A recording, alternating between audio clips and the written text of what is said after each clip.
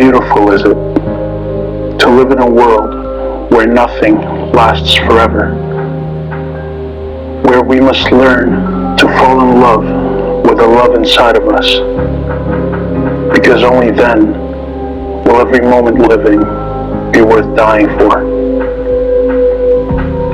And in the end, I became more than what I expected. I became the journey, and like all journeys, I did not end.